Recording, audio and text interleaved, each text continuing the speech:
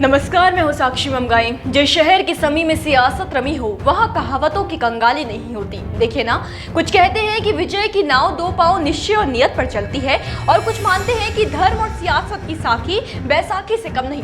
दिलचस्प यह है कि इन दोनों कथनों का सरोकार समझना आज के समय में जटिल नहीं है। राजनीति के बदले क्लेवर और बदले तेवर दोनों इन कथनों के साझे आशय को आईने की तरह स्पष्ट करते हैं। कैसे, समझने के लिए उत्तराखंड के उस राजनीतिक माहौल को जानते हैं जिसका पारा हनुमान चालीसा पढ़ने की वजह से गरमाया है, जहां एक दल विरोधियों की बुद्धि शुद्धि पर अड़ा है और दूसरा दल जुम्मे के दिन बजरंग बली के जाप से खपा है। जहां के सियासी अखाड़े में एक तरीके से अचानक ही आस्था का सैलाब उमड़ पड़ा है। क्यों और कैसे, ये जानने के लिए रिपोर्ट में प्रदेश के साथ मामला समझते हैं।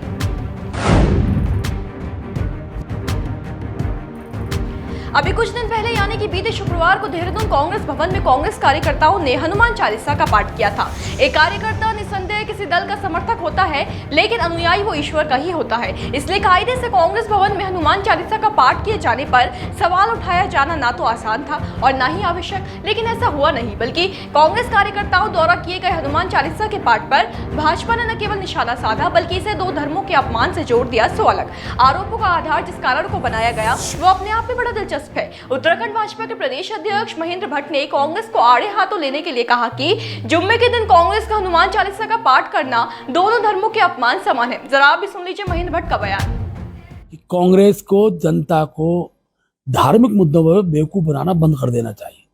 आप दोनों का अपमान कर रहे हो। हनुमान चालीसा आप जुम्मे के दिन पढ़ रहे हो, तो जहां आप मुस्लिम समुदाय का अपमान कर रहे हो वहीं आप हिंदू समुदाय का अपमान कर रहे हो, सनातनी समुदाय का अपमान कर रहे हो। इसे राजनीतिक इशू बनाना किसी विषय का, ये कम से कम राज्य के हित में नहीं है। देव सांस्कृतिक भूमि है। जी हां, हनुमान चालीसा का पाठ जुम्मे के दिन करना न केवल भाजपा के प्रदेश अध्यक्ष महेंद्र भट्ट को हिंदू समुदाय का बल्कि मुस्लिम समुदाय का भी अपमान लग रहा है। महेंद्र भट्ट इसे सनातन के अपमान से जोड़ रहे हैं। इसको लेकर कांग्रेस ने भी पलटवार किया है। उत्तराखंड कांग्रेस की मुख्य प्रवक्ता गरिमा मेहरा दसौनी की माने तो महेंद्र भट्ट को जहां शुक्रवार जुम्मे का दिन दिखाई दिया, वहीं कांग्रेस को शुक्रवार में बुद्ध पूर्णिमा का शुभ दिन नजर आया। गरिमा मेहरा दसौनी ने महेंद्र भट्ट पर निशाना साधते हुए कहा कि अगर भाजपा प्रदेश अध्यक्ष सोते समय भी सिर्फ इस्लाम को याद कर रहे हैं तो इसमें कांग्रेस की कोई गलती नहीं है। दसौनी ने तंज कसते हुए कहा कि जिस तरह सावन के अंधे को सिर्फ हरा ही हरा नजर आता है, वैसे ही भाजपा को सिर्फ सपने में हरा रंग ही दिखाई पड़ता है। सुनिए गरिमा मेहरा दसौनी को।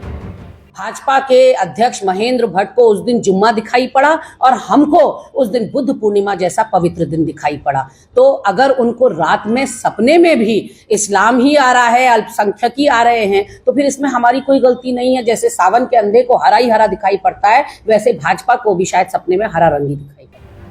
गौर कीजिए कि भाजपा का कांग्रेस पर मामले में हमलावर होना असाधारण या अस्वाभाविक नहीं था। दरअसल कांग्रेस ने कांग्रेस भवन में हनुमान चालीसा का पाठ यूं ही नहीं रखा था। आपकी जानकारी के लिए बता दें कि देहरादून कांग्रेस भवन में भाजपा की बुद्धि शुद्धि के लिए कांग्रेस कार्यकर्ताओं ने हनुमान चालीसा का पाठ किया था। प्रदेश अध्यक्ष करण महारा के साथ इसमें अन्य पदाधिकारियों और कार्यकर्ताओं ने बड़ी संख्या में भाग लिया। इसका संबंध कर्नाटक चुनावों से है। कर्नाटक में कांग्रेस के घोषणा पत्र में बजरंग दल को बैन करने के बिंदु ने उत्तराखंड छोड़िए पूरे देश का माहौल गरमा दिया है। इस मामले में कांग्रेस का विरोध सिर्फ बजरंग दल नहीं, भाजपा ने भी किया है। बजरंग दल के बैन को बजरंग बली के अपमान से भी जोड़ा जा रहा है। ये कितना सही है, इस पर बहस छिड़ गई है।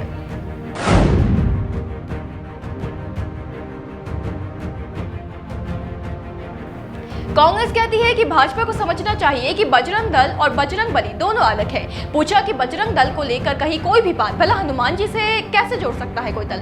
वहीं भाजपा का मानना है कि कांग्रेस को बजरंग दल से नहीं बल्कि बजरंग बली और उनके भक्तों से दिक्कत है। यही विचार बजरंग दल के भी हैं। आपको बताइए कि जहां एक तरफ कांग्रेस ने भाजपा की बुद्धि शुद्धि के लिए हनुमान चालीसा का पाठ किया, तो वही कांग्रेस का ही दाव इस्तेमाल करते हुए हनुमान चालीसा का पाठ करते हुए बजरंग दल ने कांग्रेस की सद्बुद्धि की कामना की। इस सब में सबसे बड़ा सवाल ये उठ रहा है कि आखिर ईश्वर के नाम पर राजनीति और रंजिश का औचित्य क्या है। क्या कहने वाले सही कह गए हैं कि धर्म और सियासत की साखी बैसाखी है।